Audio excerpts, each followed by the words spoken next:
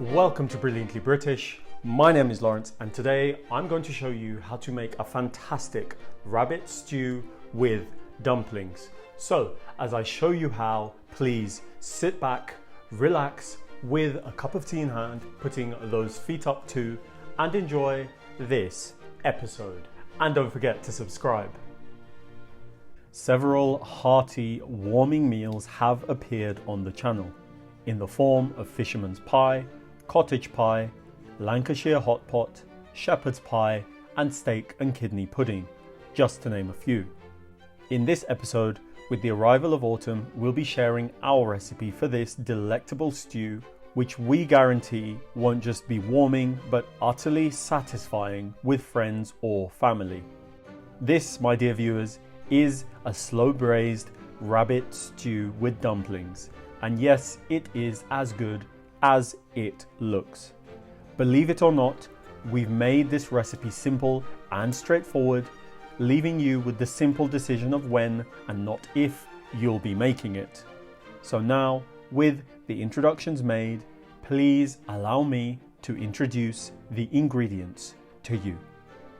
For today's Brilliantly British rabbit stew, you will need some white wine, a rabbit, some bacon, some baking powder, some sage, some thyme, some rosemary, some parsley, some celeriac, some butter, some plain white flour, an onion or two, some carrots, some garlic, some potatoes, some fennel, and some milk, followed by the addition of salt and pepper to taste to avoid the occurrence of bland food.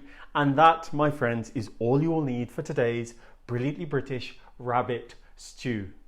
But please, before you get started, before you do anything at all, switch on your kettle, brew yourselves a nice cup of hot tea so that you can sip on that whilst you stew. To begin preparing a delicious rabbit stew, in a cold pan, arrange diced bacon before beginning to cook over a medium-low heat. Meanwhile, while the bacon browns, proceed by butchering your rabbit by first starting at the hind area, slicing just above the thigh as you dislocate the hip joint. With both rear legs removed, with some force, carefully slice through the lower part of the spine, continuing on by incrementally dividing lengthways. And then, once at the forward end, divide the remaining carcass in half before carefully applying force to cut through the bones to complete this step. The result should be a relatively clean spread of rabbit joints, which should be momentarily set aside as you attend to your bacon by turning the pieces over.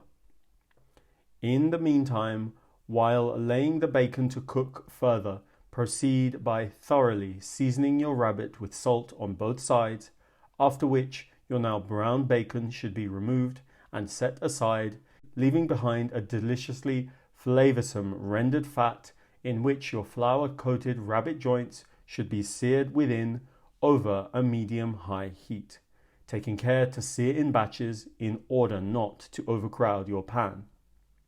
After 4 to 5 minutes undisturbed, the joints in your pan should now be browned, and at this point turned over to begin searing to the exact same colour. With the rabbit seared, begin preheating your oven and begin searing coarsely diced celeriac, seasoned with salt, until dark brown on one side, after which the celeriac should be set aside for later on before moving on.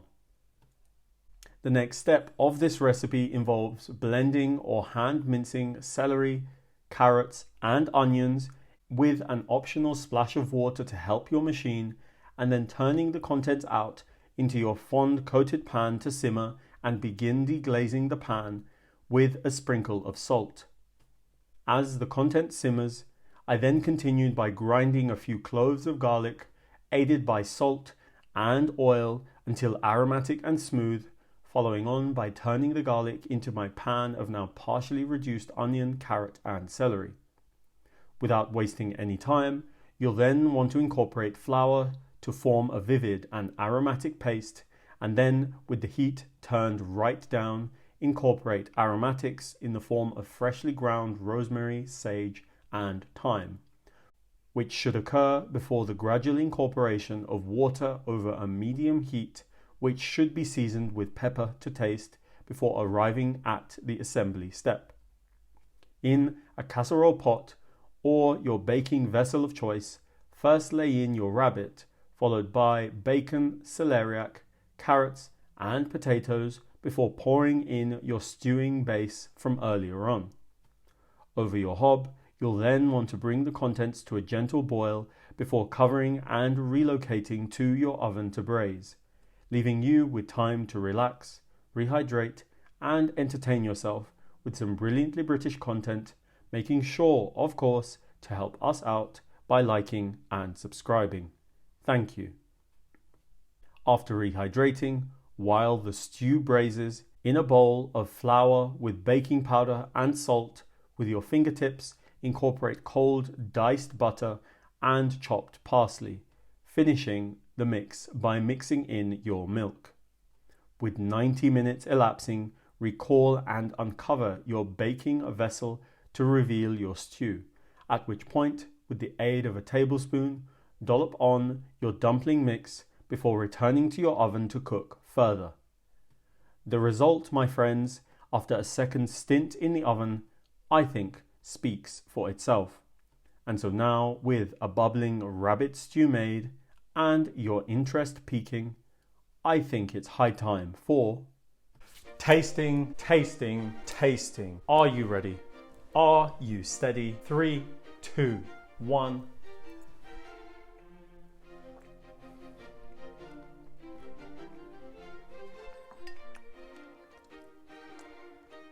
Oh, wow.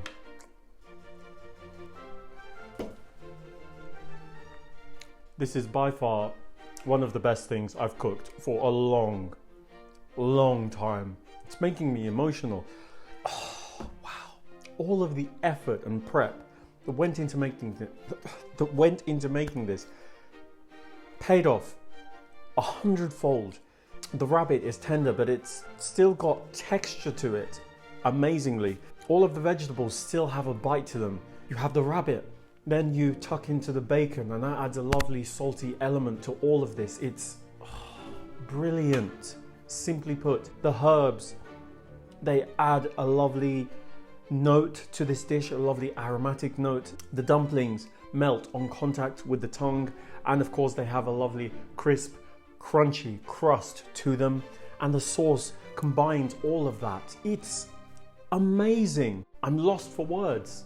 Honestly, this is on the level of, I'd say, something like a coq au vin or a beef bourguignon. The way those are braised in the oven to yield fantastic pots of food like this. This is amazing. And look, I hope I've sold it to you.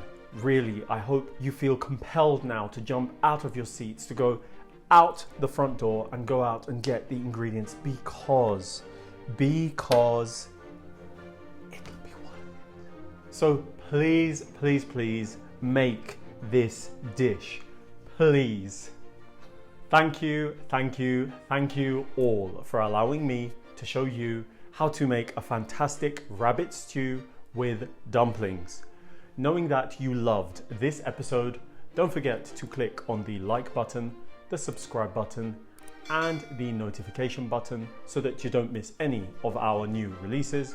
Tell everyone you know, and I mean everyone that you know, about the brilliantly British food on this channel, and follow us on all of the social media platforms that this channel is on, and I will see you next time.